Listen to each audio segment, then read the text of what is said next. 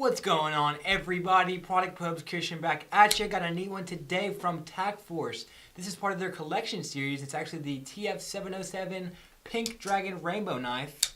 Let's go ahead and dive on in.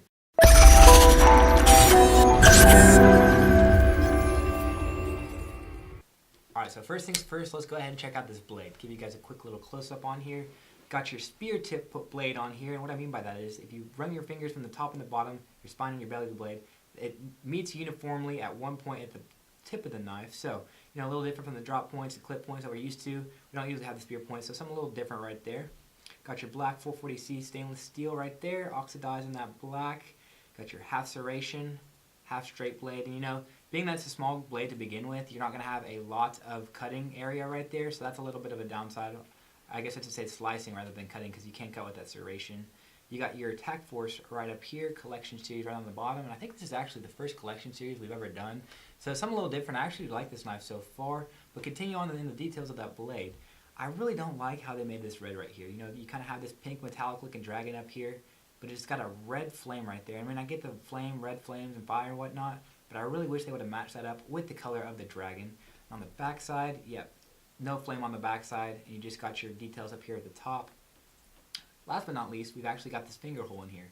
And what that finger hole is going to be used for, we don't usually see these on knives we review here, but stick your pointer finger in that finger hole right there, you get a little better control of the knife. So it's almost like you're holding it like this, you can cutting. Yeah, you have good control, but especially once you put that finger in that finger hole, you're going to have a lot better control of the knife and if you're doing real precision work. So that's a nice little plus. I actually wish they would do that on some of the other knives. This is the first one with the actual finger hole right there that's made for the precision. But one thing I want to go check out and see is how this blade really holds up and check out the sharpness on this thing. Okay, let's go ahead and get some paper and see what we're dealing with on the cut down right here. So yeah, that was really bad, lots and lots of tearing right there, so that was not good at all. Let's see if that was just a fluke and try it one more time. Not super optimistic. Oh, that was kind of weird, almost ripped by itself. Yeah, that's not good, lots and lots of ripping. One thing I'm kind of curious about is that point. With it being a spear point, it should have a decent point on there. Let's see how bad the catch is on that. Alright, so yeah, the catch is pretty bad on here too. I guess you could say a little below average, not too bad. Cut down, yeah, you're just going to have lots of rips right there. Really need to get some improvement up on that blade. As you can see, the blade's not the best on there. Could use a little bit of sharpening up. Lots of tears, lots of rips. So a little below average actually from TAC Force. Usually TAC Force does a pretty good job of getting good blades right out of the package, but this one does need a little bit of improvement. So the first downside of the knife is right there. But one thing I really do like about this knife is this trigger. So it's almost kind of uniform on both sides, almost kind of like a wing, I guess you could say. But it's uniform on both sides, but you can tell because the blade is sticking out a little bit on the underside of the knife. So that the top's right here, really fast. The trigger is really large, so it's easy to push that down. Really simple. Not necessarily the fastest. Well, actually, yeah, it's actually pretty fast. I like it a lot. Just super smooth, super simple. Got your liner lock at the bottom, and I'll show you that in just a second. But one-handed open and close, no problem whatsoever. All right, so this liner lock. Right here is a little difficult to see. You can see these two lines right up here. You got two pieces of stainless steel on the bottom sides of the handles. And you're going to have one piece that's going to kind of come off to the side, or come into the knife actually, and block off the actual blade itself while it's locked into position. But all you got to do, push that handle or the piece of metal back down, and that blade's going to be able to come right back into the knife right there. I'll show you that one more time. So you got that piece of metal right there in the bottom. You can kind of see it. It's kind of got these little grooves right there to use for your fingers. Get a little grip right there. You're going to push that down, and you're going to see that piece snap back down into place onto the knife. Go ahead and close it back up. That is your definition of a liner lock. And there's frame locks, there's block backs. Look those up. We'll be happy to show you what they mean. We have done a bunch of knives before. Got the frame locks. Just a lot of different stuff. Personally, liner locks is probably my favorite, and it is the most versatile. Most knives use a liner lock, so won't get into too much detail, but just want to let you guys know. Got a real nice aluminum handle on here, black aluminum right there. And you got this really nice pink dragon. It pops out, gives it that 3D effect, almost a holographic look with this shiny. I think it's plastic. Yeah, that pink is probably plastic, so I'm not sure how that's going to hold up after time and wearing off and whatnot. But it is on both sides, so that is a definite plus.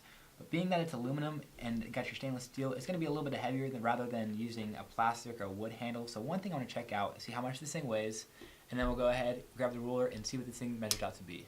Let's go ahead, throw this thing on the scale and see what we're dealing with.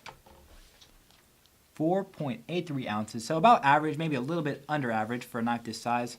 Guessing it's going to be close to 8 inches, so let's go ahead and see what we're dealing with. Grab this right here. Okay, so including the glass breaker, we're going to be dealing with, man, 8.5 inches. So actually, that's pretty good for an 8.5 inch knife. It's a little bit below average on the weight right there.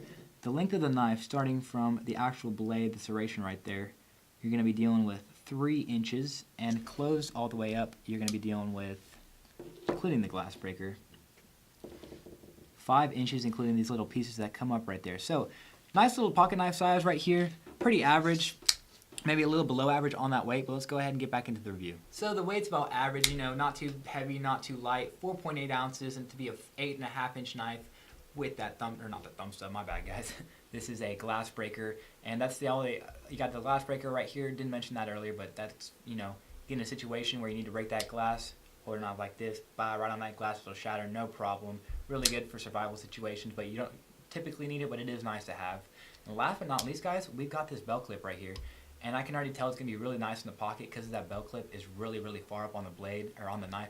Actually showed them by that. So as you can see, that belt clip comes all the way to the very top of the knife, rather than being a little farther down. Sometimes the other knives, their belt clips are really far down in the knife. You know, you got a good or not an inch, you got a good half inch sticking out of the pocket. You know, I really don't like that personally, but some people might not. Not a big deal. Let's go ahead and see what this thing checks out in the pocket. Let's go ahead and slide this down into the pocket, see what we're dealing with. So, slides in, fairly easy. It is catching on that trigger right there. I don't know if you can see that right here, but it is catching on that trigger just a bit, so you might have to go on up over that. But it does actually slide on in all the way, really nice. It almost has a nice little groove right here just for your thumb to push that in, which is super nice. Slides in good, have a nice shirt on right here. Can't see it at all, good concealability to it. The printing is a little bit of printing, but it's not bad really at all. Yeah, that's nice, guys. So this would be a nice little EDC knife. Pulls out, let's see what we're dealing with. Yeah, so definitely, you know, you can do it one-handed, but it is going to be a little more difficult. So two-hand is definitely going to be needed here. Let's see if it catches again. Yeah, it's going to catch on that trigger every time, it seems like. Like this, pull this out. So that's nice. It is a little bit tight, you know, but it's not a super big of a deal, but I wish it was a little bit less tight. Let's see if it catches on the other trigger. Yeah, man, it just keeps catching on that trigger every time you slide it in there. But the nice thing is, you pull it out, and that trigger is right there, and you are good to go. Okay, the pocket design is so.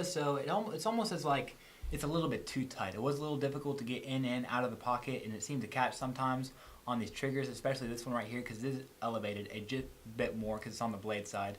But, you know, not a big deal. I would say, like I said, made it a little bit less loose. I'm sure you could loosen up the screws just a bit to get that to fit in and out a little bit better. It's definitely a two-hander. You can't slide in and out with just one hand. But you know what? Not too bad. Overall, it's actually a pretty neat knife, you know, besides the fact that it's not a super sharp knife, but it is a really cool looking knife. I really like the speed on this trigger too.